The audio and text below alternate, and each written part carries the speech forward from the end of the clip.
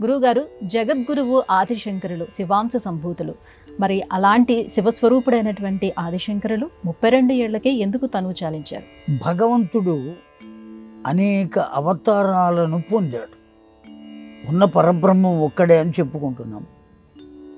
అనేక అవతారాలు, ఎప్పుడెప్పుడు ఏ అవసరం వస్తే ఆ అవసరాన్ని తీర్చడం కోసం అవతరించి, అది అయిపోగానే కార్యక్రమం తాను చేయవలసిన పని అయిపోయింది కనుక వెళ్ళిపోతారు. ఎవరైనా అంతే, పని అయిపోయిన తర్వాత వెళ్ళిపోవాలి, ఉండకూడదు కదా. అలాగా సాక్షాత్తు అనేక రకాలైనటువంటి విమతాలు కుమతాలు లోకంలో పెచ్చు పెరిగినాయి.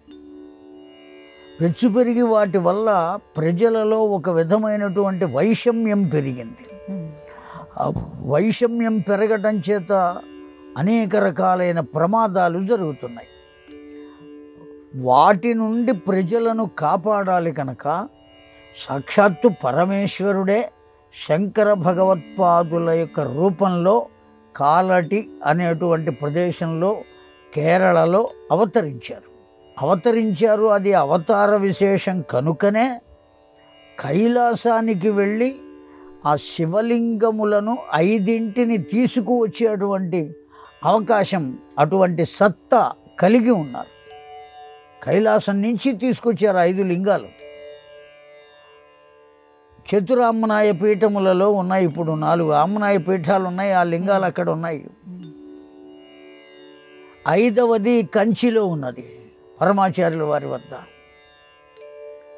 అంతేకాదు సౌందర్య లహరి కూడా కైలాసం నుంచే శంకరుల వారు తీసుకొచ్చారు అనేటువంటి ప్రతీతి ఉన్నది. కేవలం అన్ని సౌందర్య లహరిలో శంకర భగవత్పాదుల వారు రచించలేదు. 60 శ్లోకాలు ఆయన పరమేశ్వరుణ్ణి అడిగి అమ్మవారి గురించి పరమేశ్వరుడే రచించినటువంటి ఆ సౌందర్య లహరి గ్రంథాన్ని తీసుకుని వస్తుంటే నందీశ్వరుడు మధ్యలో అటకాయించి ఆ గ్రంథాన్ని స్వీకరించడానికి పెనుగులాడితే కొంత భాగము నందీశ్వరుని చేతిలోకి వెళ్ళింది, కొంత భాగం ఇక్కడికి వచ్చింది. 60 శ్లోకాలతో ఉన్న భాగం శంకర భగవత్పాదుల వారి దగ్గర ఉన్నది. 40 శ్లోకాలతో ఉన్న భాగం నందీశ్వరుని వద్దకు వెళ్ళింది. ఆ 100 శ్లోకములలో 40 శ్లోకములు మాత్రమే శంకర భగవత్పాదుల వారు రచించారు.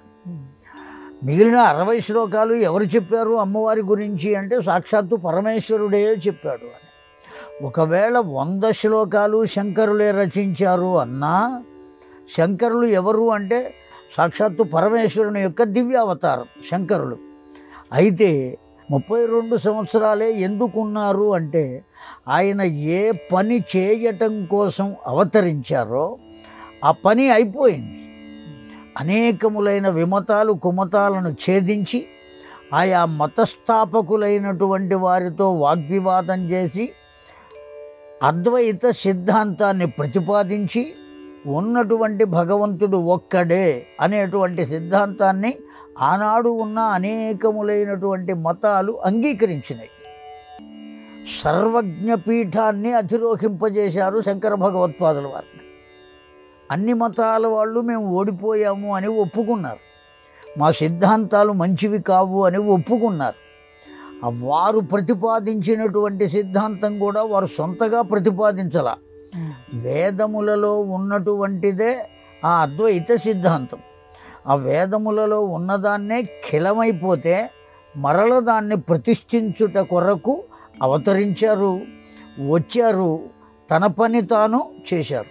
అందువల్లనే తన పని తాను చేయడానికి సంసారము ఒక అవాంతరంగా ఉంటుంది గనక చిన్నతనంలోనే ఆశ్రమ స్వీకారం చేస్తానని తల్లిని అడిగారు, ఆమె అంగీకరించలేదు.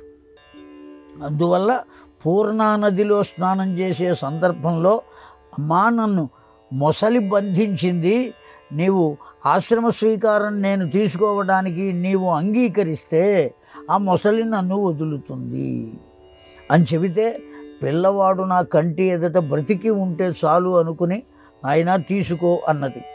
అంతే, సన్యస్త్వం మయా అన్నారు. ఎవరి దగ్గర తీసుకోలే, అప్పటికప్పుడు సన్యాసాన్ని పొందారు మానసికంగా. అది ఎవరికి సాధ్యమవుతుంది? ఆశ్రమ స్వీకారం తీసుకున్న తర్వాత కూడా తనకు ఆస్తులు ఎంత ఉన్నాయో, ఏ విధంగా డబ్బులు వస్తాయో వీటన్నిటి గురించి ఆలోచించేటువంటి వారు చాలామంది ఉన్నారు.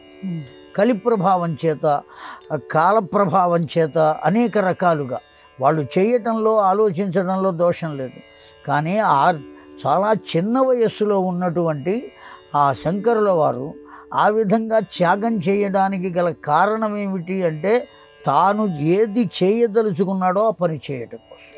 అందువల్లనే అలా అవతరించారు. ఎందువల్ల 32 సంవత్సరాలకే వెళ్ళిపోయారు, దీర్ఘకాలం ఉండవచ్చు కదా అంటే, ఏ పని చేయడానికి వచ్చారో ఆ పని అయిపోయింది కనుక వెళ్ళిపోవాలి. మనం రైలు ఎక్కుతాం, మన ఊరు రాగానే దిగుతామా, ఈ రైల్లోనే ఉండిపోతామా? ఉండే అవకాశం లేదు. ఆ కారణం చేత తన పని అయిపోయింది కనుక వెళ్ళిపోయారు, అంతే తప్ప వేరే కారణం ఏమీ లేదు. చేతకాని తనం కాదు, భగవంతుడు కాక వెళ్ళిపోయాడు అని కాదు. రెండో విషయం, ఆయన మరణించారు అని ఎవరు చెప్పారు? మరణించినట్టుగా చరిత్రలో ఎక్కడా లేదు.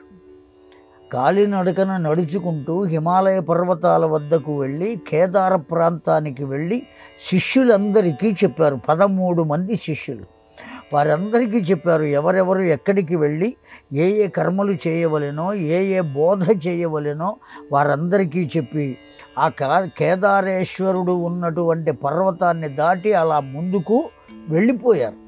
ఆయన ఇప్పటికీ ఉన్నారు అని నమ్ముకుని ప్రార్థించేటువంటి వాళ్ళు చాలామంది ఉన్నారు. లేదు, మరణించి ఉంటారు, శరీరాన్ని వదిలేసి ఉంటారు అని అనుకునే వాళ్ళు ఉన్నారు. ఇదమిద్ధంగా ఆయన మరణించినట్టుగా ఎవరికీ తెలియదు, చరిత్ర చెప్పలేదు.